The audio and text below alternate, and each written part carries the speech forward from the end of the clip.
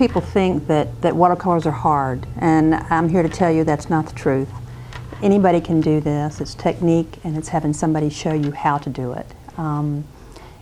It does require practice, and unlike a lot of mediums, it's a little bit more of a learning curve than there is for oils or acrylics, for example. The most important thing for you to know when you start is the reason people say it's the hardest medium. A lot of oil painters and acrylic painters try it, and they think, I'm just going to give this a shot, and they buy inexpensive materials, cheap paper, cheap paint, cheap brushes, and that's the problem. It is difficult to paint if you don't have the right materials. So the first thing I want to do is to go over those paints, watercolor paints. I took classes for years, and what I found out is that most teachers don't tell you what you need to know. They assume that you already know these things. So they don't explain to you the difference in papers. They don't explain paints, brushes, how to hold the brush, how to put your paint in the palette. I took classes for 10 years before anybody ever said, this is a great way to put paint in the palette, and to squeeze it all in there and fill those wells up and let them stay. And that keeps you from having to carry everything you own in a bag with you, and you see people with suitcases and wheels and dragging these things everywhere they go. But technically all you really would need is a palette, a couple brushes, and something to paint on, you're good to go. But no, we have to carry everything we take everywhere we go. To start with brushes, most brushes in watercolors you will hear of are described as rounds. They start from tiny little ones that would go from a 000, which are good for painting eyelashes on gnats. They go up from there in size. They vary quite a bit in size. Manufacturers are very inconsistent as far as size is concerned. You could have 3 size 6 rounds, which is about this size, 3 different manufacturers, and they would all be different lengths. The bristles themselves would be different widths, different lengths. So don't assume that because you get a size 6 in one manufacturer that you're going to have the same thing with all the others. They go up in size with the rounds. This is a 16, my birthday present. This is a Cheap Joe's Legend, and it's a great brush. When you go to buy brushes, don't just pick one out of the stack and say that looks good and take it home. You need to get it wet,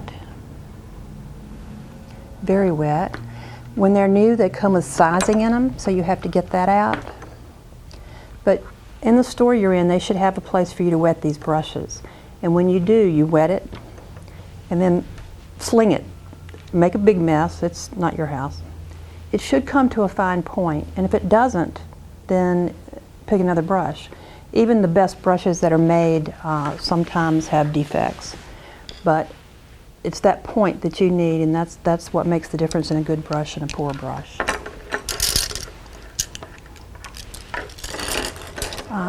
Next most common brush that artists use is called a flat, and these are sized by width of the brush. This is a 1/4 inch, 2 inch, and this is, you could paint your house with this, but it's actually a golden fleece 3 inch.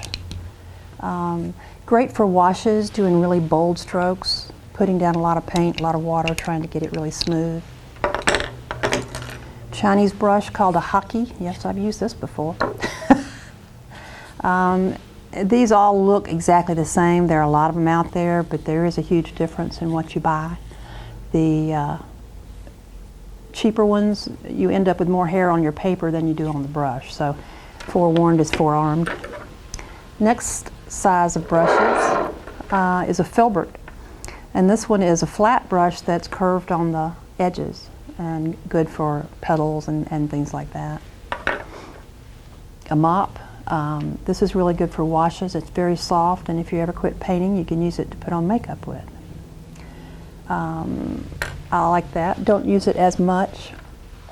And quite honestly, you can paint an entire painting with just a round brush, and it will do all sorts of techniques for you. A great brush is this Fritch Scrub, and it's really the magic brush that gets those drips and those spills off the paper when you blob it on.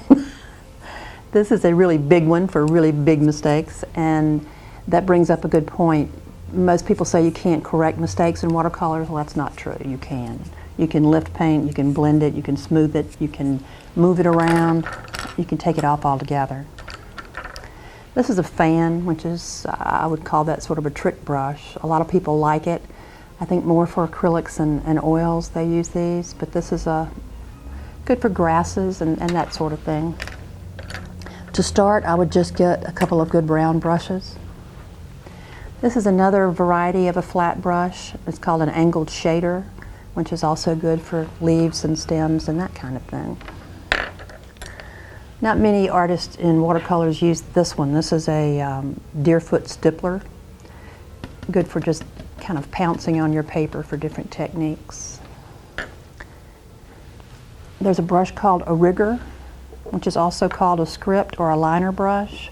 These were originally created to do ship's rigging, and because the bristles are very long and narrow, they'll hold a lot of water, and you can continue to paint for ever and ever and ever and ever and ever and ever without having to reload. And unless you have a Formica countertop, don't do this on your table. And then there are lots of fun brushes. Here's one called Scroggy's Loose Goose. I'm not sure why I bought it other than it was really cute and it was on sale and I didn't have one. It's actually also a liner brush. They look very different wet than we do when they're dry. Brushes are made out of a lot of materials. They start on the inexpensive end in white nylon. Some call them white sable. Well, we know that there is no such thing, so it's white nylon. And then they go up to sable, to synthetics, to Kolinsky Sables, which is the most expensive and actually the best quality watercolor brush you can buy. The hair is very good, and it's called Kolinsky because it comes from the tail hair of a male Kolinsky mink, which is found only in southern Russia in the winter, and it's expensive because it's really hard to catch those little guys. They're very expensive. If you take care of your brushes, they will last you for the rest of your life. They might not have the best point after a while, but they're always usable for some other techniques. So take good care of them. Don't wash them in hot water. It would be like taking a mink and throwing it in the dishwasher. So you want to wash it in lukewarm water at the most. Keep them clean, but usually a good rinse in water is all you need to do. If that's not getting them clean enough, there's some artist's brush soap that works well, or even Ivory or some real mild dishwashing detergent. But even then, just put a little bit in your hand and work it in, clean them, and then rinse them again in just some lukewarm water. Take care of them and they'll take care of you. Let's see. Paint. Lots of varieties of paint, lots of different manufacturers. The names of paints may be the same from one manufacturer to the other, but the colors might be different. Not only the colors, but the properties. The inexpensive paints, a lot of beginners think those are a great buy, and sometimes you're really shooting yourself in the foot to buy them. They may be cheaper up front, but in the long run, they don't last as long. The quality of the pigment is not so good, and some of them even have fillers in them, which is kind of a chalky substance.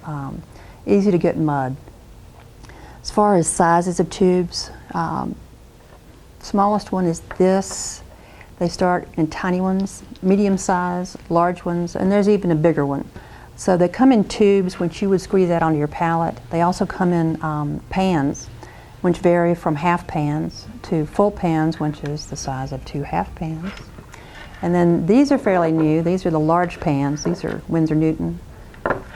Great paint, but they come in little ceramic dishes, so they're really good for the studio, not so good for carrying around with you when you're trying to paint.